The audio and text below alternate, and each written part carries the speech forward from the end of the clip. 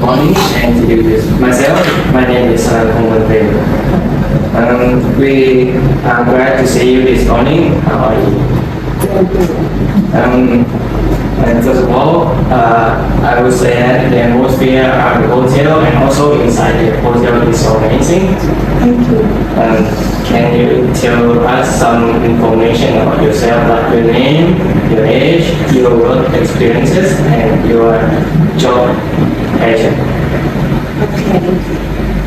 First question, my name is Sasalan for English. Many people amazing already because they say USA, USA is Miss USA. That's how they call me. That's my experience starts. I have over 20 years of experiences of service.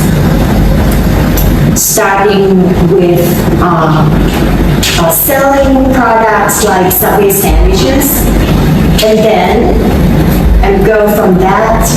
I worked at the store as a department manager, a floor manager, also service of selling stuff and stuff. A little bit between that, I'm selling the tickets like for like a tour desk.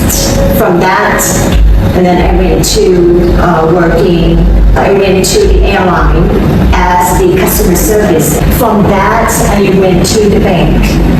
And I'm starting the job as a salesperson, sales desk, open the account, we sell even insurance, financial advising, and everything. Help secure the life of a customer that have more secure finance of their life. Then from there, I went promoted as a senior sales and then also the assistant branch manager. Then I went for a training to get the leadership program. This is about 9 months. And then I got promoted to a branch manager. And also, I also was a vice president of the company secretary as well. So I do that for 8 years. And from that, I got what you call special duty. I went from branch to branch to clean slate, and but then I quit, and then I come back to Thailand because my mom was ill, and then I come to take care of them, and now I'm here.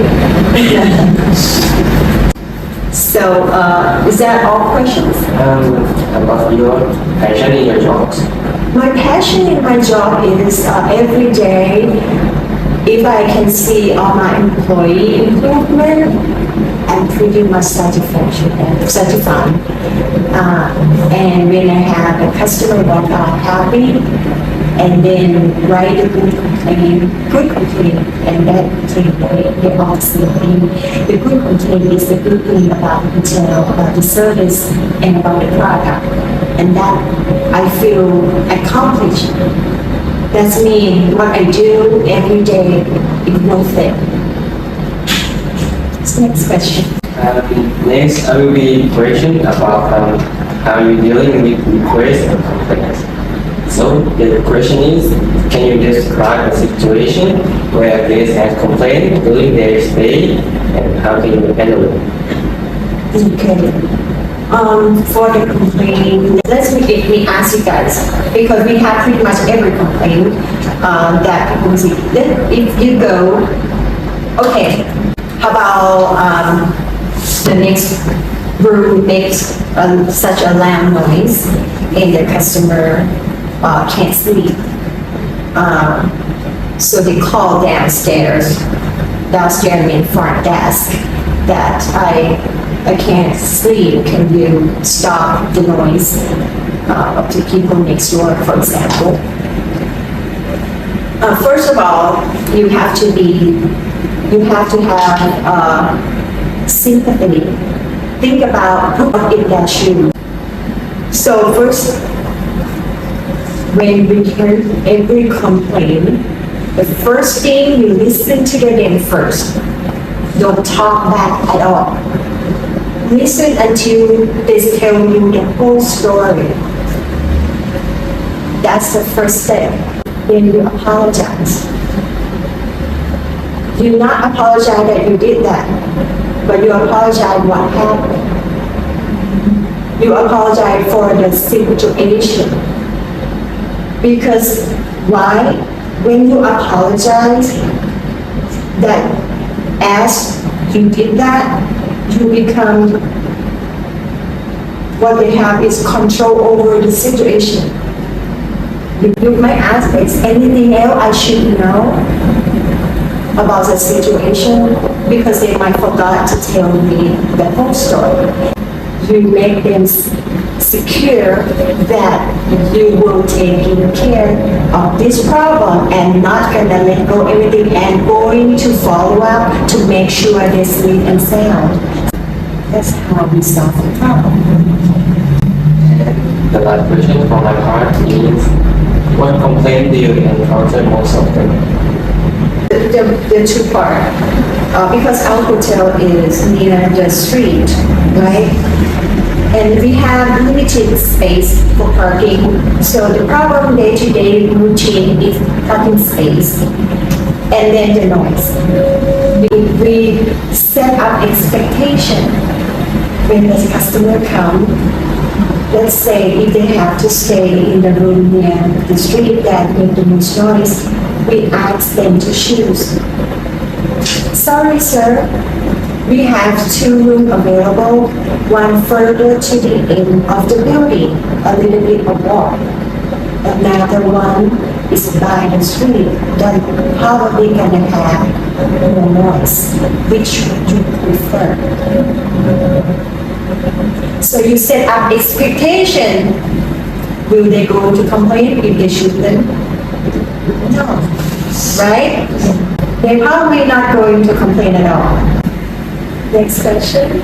Okay, can you give an example of a cooperative that's between you and corporate that has this, and how did you fix this problem? The hardest problem is when the customer have to pay the fine. You know, fine. When you park on the street, that they say don't park, then you pay the fine to the police. You went through the traffic light, you pay the fine, right? The hotel, we are the non-smoking hotel.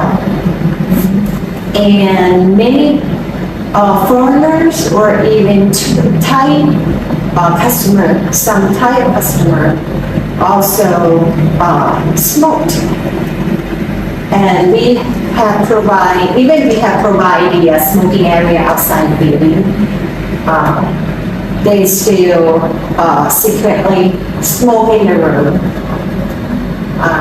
So the hardest when they break the law or the policy of the hotel, and that's how we have to get fined, give them the fine tickets, or ask him to pay the fine. And that's the hardest situation because some people lie, I didn't do it, but some people get angry to cover, so to get away the situation by getting angry.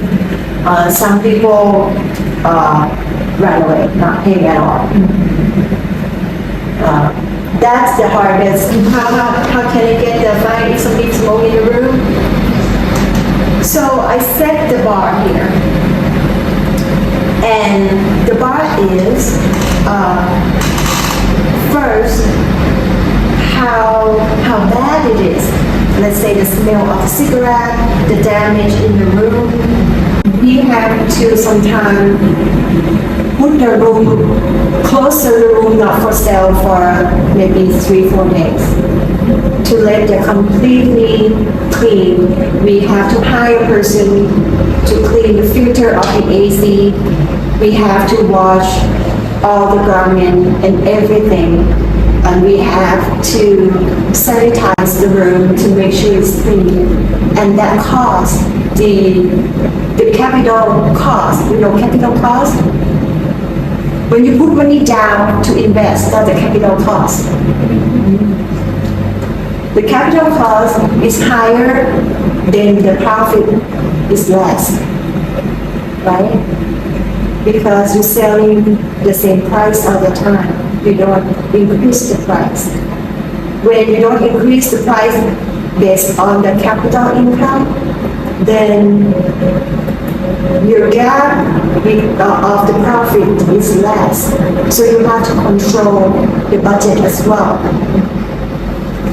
So then, if you examine the situation, you evaluate it, the whole picture, and it's not worth it, then you have to go for the second thing is to get money from the customer to pay for it.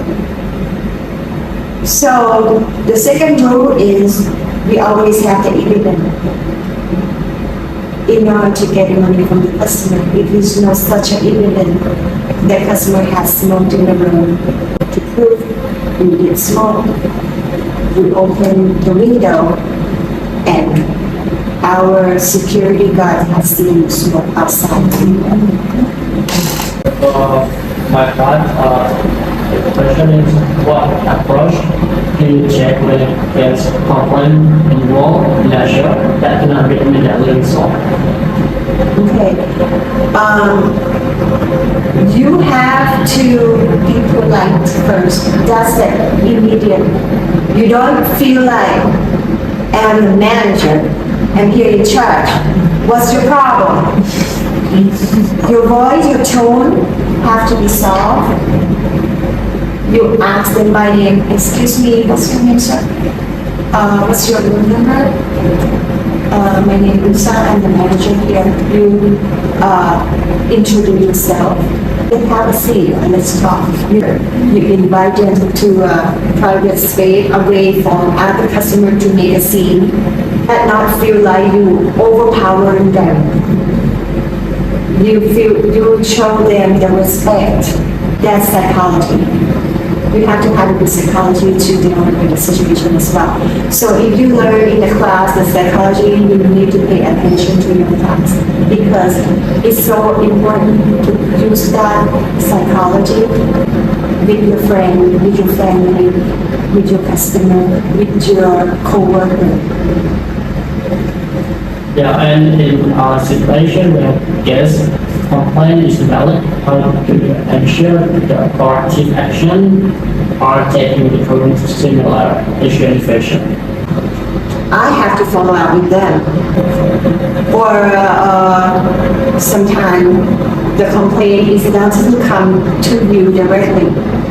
Then you have to read all the comments. Just have to follow and then help them resolve the problem. Just explain. When you explain, you don't go overboard.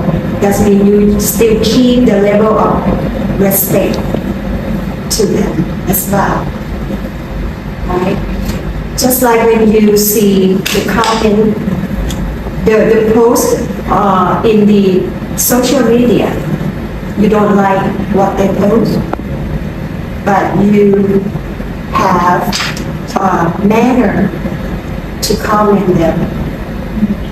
You don't attack them, the person, because with that page, they can write whatever they want. You can say something different, but with a little respect as well.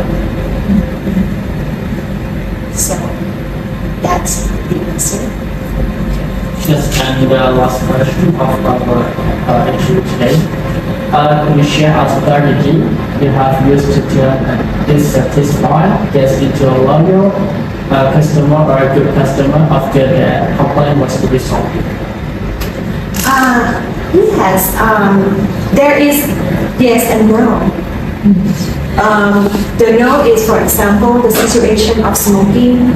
If the person who a chain smoker, real chain smoker, one done, next done, that chain, chain. Yeah. Okay, chain smoker is they continually smoking. They're not gonna like here. because they know they have to, every time they come here, they have to go downstairs, go outside. When it rains, when it's sunshine, when it's cold, they have to go sit there and smoke. And you don't need to feel bad that they're not coming back. So some of them coming back because they like the way they handle the situation professionally and with respect. That they will come back.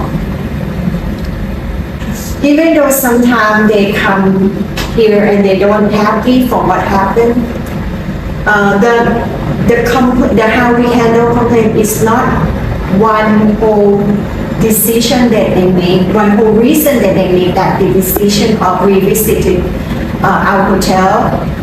Convenience is also important, and service is also important. So the handle the complaint is something including it as a whole picture. I would not claim to the credit that how we handle well and then they come back. People sometimes come back, they don't care how we handle the complaint. They only care how convenient of the, let's say if they come for to see the doctor. This is a closest place. Some people feel like doesn't matter how much the place they have to pay for it, but if you give a bad service, I'm not coming back, right? You could be the cheapest in the area and the nicest place, but if you're not dealing the situation with respect and with professionally, you're not coming back. So statistics, I don't know, unless I made the questionnaire and ask why you coming back, and then thank you to bring that up. So I probably going to consider as some question that my employee will ask for next time for the people that coming back to find a reason why they're coming back. And thank you that. And you have some information to tell me more, to ask more and yeah. What year are you in the school? Third year. And you major in English or? Yes. Okay. If you in English, sometimes you have to let go the right or wrong. You have to have the brave heart to speak first. It could be wrong. And it's no wrong that if you ask, you don't understand, can you explain that? A lot of time I have the foreigners, customer, the tourists that come in. Each people come from different part of the world. Some come from Europe, some come from America, Australia, and many parts of the world. And they have different culture. In each culture, they have different meanings. So if I don't understand anything, I ask. Doesn't mean I can talk it and I have to understand everything. For today's invitation, yeah, we enjoy our interview and we felt very experienced. Okay. ขอบคุณค่ะ